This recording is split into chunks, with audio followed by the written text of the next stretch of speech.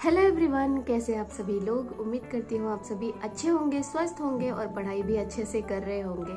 सो RO का जब से रिजल्ट जारी हुआ है एंड कट ऑफ का कुछ भी क्लियर नहीं हो रहा है कि 135 प्लस गया है या 140 प्लस गया है, क्योंकि कुछ बच्चों का 127 के आसपास मैंने कमेंट में पढ़ा था किसी वीडियो के कि उनका किसी बच्चे ने लिखा था कि मेरा 127 ओबीसी कैटेगरी में क्वालिफाई हुआ है। लेकिन उसी वीडियो में बहुत सारे बच्चे ये भी क्लेम कर रहे थे कि मेरा 135 पर भी नहीं हुआ।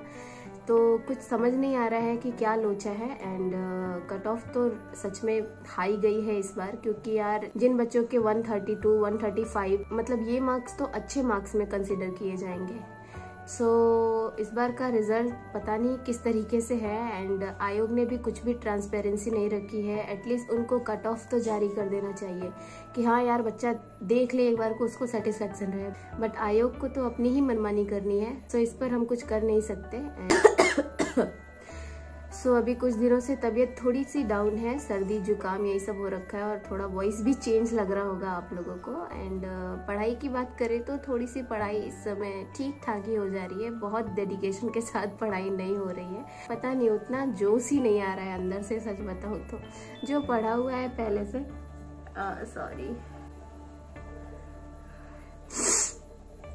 जो पढ़ा हुआ है पहले से बस उसको ही रिवाइज कर रहे हैं एंड ज्यादा कुछ तो नहीं। पीवाईक्यू कर रहे हैं इस टाइम पर। एंड करंट अफेयर के लिए अभी रिसेंटली एक चैनल बहुत ही तेजी से ग्रो कर रहा है और वो सर काफी अच्छा पढ़ाते हैं एंड वो हम लोगों के जैसे ही एस्पिरेंट है और क्रॉनिकल उनके जैसा अभी तक यूट्यूब पर किसी ने भी कवर नहीं कराया है। तो आप लोगों को भी जिसको भी क्रॉनिकल रिवाइज करना हो, उनके चैनल का नाम है HN एग्जाम्स। अभी न्यू ही उन्होंने अपना चैनल शुरू किया है और बहुत अच्छा सर पढ़ा रहे हैं। मैं अभी उनकी क्लासेस यहाँ पर रुको आपको दिखाती हूँ। तो यही वो चैनल है HN एग्जाम्स करके। और मैं अभी क्रॉनिकल मार्च मंथ का देख रही हूँ। फेब्रवरी मैंने ख़त्म कर दिया है सारा। मैंने फरवरी मंथ का देख लिया और मार्च का आज से शुरू किया है। और ज़्यादा नहीं तो आप इसको 1.5 या 2x के स्पीड में भी देख सकते हो। 1 से 2 बार बस आप वीडियो देखोगे और ट्रस्ट मी, इतना अच्छा सर ने इतने अच्छे तरीके से पूरा 360 अप्रोच में क्रॉनिकल को कवर कराया है। तो आई दृष्टि बहुत लेट से आता है और इतना जल्दी वो कवर भी नहीं हो पाता है। तो मैं तो सजेस्ट करूँगी कि आप इन सर की वीडियो देखो, आपको बहुत हेल्प मिलेगा करंट अफेयर के लिए और बहुत ही अच्छे तरीके से सर पढ़ाते हैं। तो ये इनका चैनल है एंड अभी तो फ़िलहाल मैं इनका करंट अफेयर ही देख रही हूँ और बाकी तो अभी मैं इनका बस करंट अफेयर देख रही हूँ एंड बाकी प्रीवियस ईयर्स जो मेरे पास यूथ का मोटा सा बुक है उससे ही कर रही हूँ क्वेश्चंस। और कुछ नया इस बार नहीं पढ़ रही हूँ। इस बार मैंने यूपीपीसीएस का कोई टेस्ट सीरीज भी नहीं लगाया है, देखते हैं क्या होता है। बहुत कुछ एग्ज़ाम के बारे में प्रिडिक्ट नहीं कर सकते हैं, किसी 2024 के जैसे टफ टू मॉडरेट पेपर होगा या फिर अभी जो आरओ का पेपर हुआ उसकी जैसे वन लाइनर फॉर्म में ना पूछ दे, काफ़ी ज़्यादा फैक्चुअल ना हो जाए पेपर। सो यही सब है। और सीसेट के लिए मेरा अप्रोच इस बार मैंने इंग्लिश के कुछ क्लासेस देखे हैं, साथ में हिंदी पढ़ रही हूँ एंड रीजनिंग और मैथ थोड़ा थोड़ा ये दोनों भी लेके चल रही हूँ। और जो इंटरपर्सनल स्किल्स है उसको थोड़ा बहुत प्रीवियस ईयर्स के थ्रू ही देख ले रही हूँ। गाइस, इंटरपर्सनल का जो क्वेश्चन होता है ना, आप ज़्यादातर देखोगे तो वो रिपीटेड ही होता है। खैर 2012 से तो सीसेट लागू ही हुआ था एंड इंटरपर्सनल स्किल्स आप 10 साल का भी प्रीवियस ईयर्स अच्छे से रेडी कर लोगे, केवल इंटरपर्सनल का पोर्शन, तो आपको कहीं ना कहीं एक आइडिया लग जाएगा कि हाँ यार ये क्वेश्चन तो प्रीवियस ईयर्स में भी पूछा गया था। तो इंटरपर्सनल में आपको बहुत नया कुछ नहीं मिलेगा और ज़्यादातर आपको प्रीवियस ईयर्स के ही इर्द गिर्द क्वेश्चन मिल जाते हैं।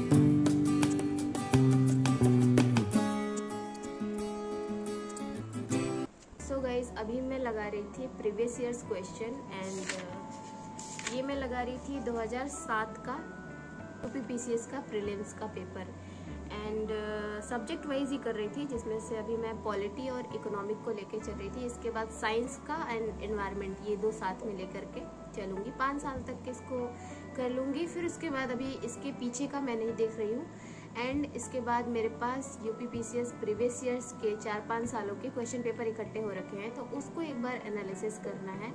एंड क्योंकि मैं ऑनलाइन ढूंढ रही थी, मुझे पीडीएफ वगैरह कुछ मिला नहीं। मैं सोची थी कि पीडीएफ से एक बार रिवाइज कर लूंगी। मुझे घटना चक्र का पीडीएफ तो मिला नहीं, बट मुझे सडनली ध्यान आया कि मेरे पास तो ऑलरेडी क्वेश्चन पेपर इकट्ठे हो रखे हैं, तो क्यों ना मैं उसका ही एनालिसिस कर लूंगी।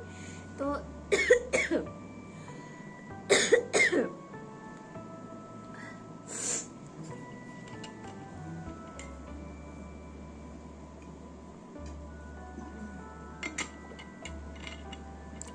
प्रीवियस ईयर्स के लिए मेरी स्ट्रेटजी ये है कि 2007 और ज़्यादा जाऊंगी तो 2005 तक का जो जीएस का पोर्शन है उसको देख लूंगी।